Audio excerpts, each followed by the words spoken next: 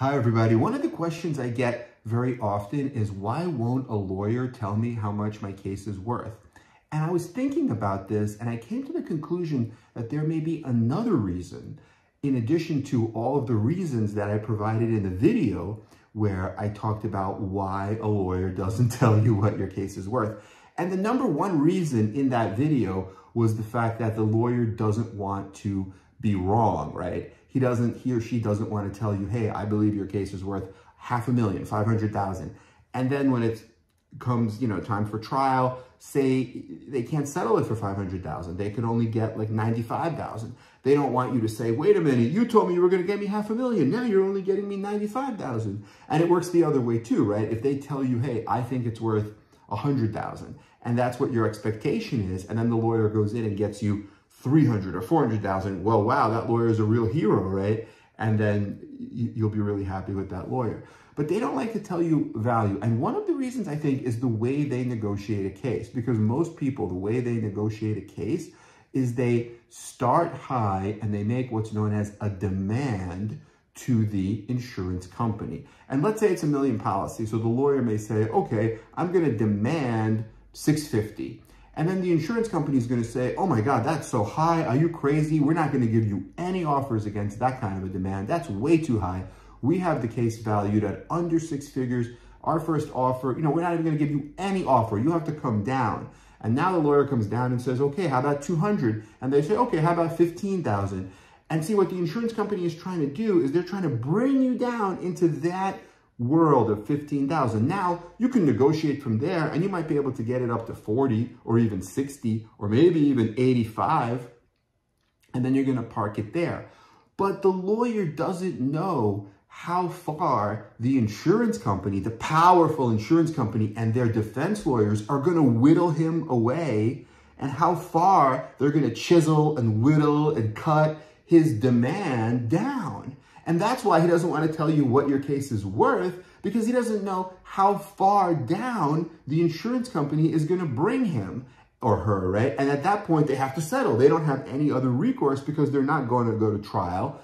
And, they just don't know how whittled or cut or chiseled, whatever word you want to use, they're going to get all the way on down. So you could start high. You could start at $850, but then they're going to laugh at you, and then they're going to chisel you down, whittle you down, right? Say, oh, it's worth 15. And then against the 15, you could say 15 is too low. How about 30? Okay, well, and then you park it at 85. But that's still really, really low, depending on the injury, depending on the policy limits. In that example, if it's $1 million policy, if you settle for 85, well, you've just gifted $915,000 to the insurance company, right? They're walking away with $915 out of $1 million, and they're giving you a little bit of breadcrumbs, the 85. So the way I like to do it is to say, look, I'm going to evaluate this case with a focus group, if it's a big case, or with people in my office based on my prior knowledge of other cases. I could do a precedent search on Westlaw, Lexis, or Jury Verdict Reporter, and I could say, look, this case has, like, for example, a fusion or a traumatic brain injury. This case is worth $1 million. Pay me within 30 days. If you don't, that's fine, but the $1 million is going to be gone. After 30 days, it's going to be $2 million. And if I have to pick a jury on the case, if I have to do trial prep, it's going to be $3 million. And then, by the time I get all the way to verdict, it might be more than that. And that makes the insurance companies really, really upset, and they start coming up to my numbers. Because my numbers aren't just numbers I'm picking out of a hat, right? Random numbers. These are actual values, and I could support it with medical records, with the human story, with before and after witnesses, and with other verdicts for similar cases that I've gotten, or other lawyers, other trial lawyers have gotten in this jurisdiction, whether it's the Bronx, Queens, Brooklyn, wherever it may be. So what I'm saying is, that's the way to do it, right? You have to flip the script. You can't allow the insurance companies to control the negotiation, because as soon as you make what they call a demand, and I don't even like that word because it's almost like you're begging, right? It's not a demand. It's what is justice? What is full justice for all of the harms and losses, and what you as a defendant negligently took away? What's the equal trade dollar value of what you took away from this victim? It's not about a demand. And so what they want you to do is they want you to make that demand and say, I demand, $650.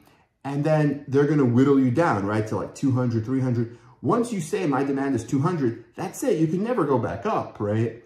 And so all that money, even if you demand 200, you're giving away 800, right? If it's a $1 million policy. So what I like to do is really evaluate it and always find out if there's excess, if there's umbrella, and then I evaluate the case impartially, but based on a focus group or based on, precedents, and then say, look, pay me at this stage, pay me whatever the number is fair. Pay me, like, for example, 500.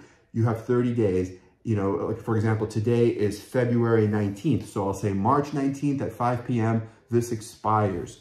Now, you don't have to pay me, but if it's March 19th at 5:01 p.m., this $500,000 settlement opportunity is gone, and then it's going to be like 1.5 million. So then they're like, oh my God, we have to look at this case, because if we don't take care of this, it's going to be way more in 30 days, and then it's going to keep, increasing, stepping stone on up. So it's exactly the opposite of what the insurance company is doing, right? What they're doing is they're lowering it, stepping down to get you as low as possible, and I'm increasing it, based on the value of the case and the more work I have to do, if I have to get more witnesses, PowerPoint presentations, 3D imaging, demonstratives, videos. Of course, more work, it's going to be worth more, and plus the case is worth more with more experts, and if the case is prepared better. So I hope this is helpful, but that's one of the reasons I think that lawyers don't want to tell you what a case is worth. It's because they don't know how far down the insurance company is going to lower them, because the insurance company controls the negotiation. But the way we do it, which is the new way, is to have the lawyer, the plaintiff's lawyer, representing the injury victim control the negotiation, and it's much more powerful. Okay, everybody, have a great day.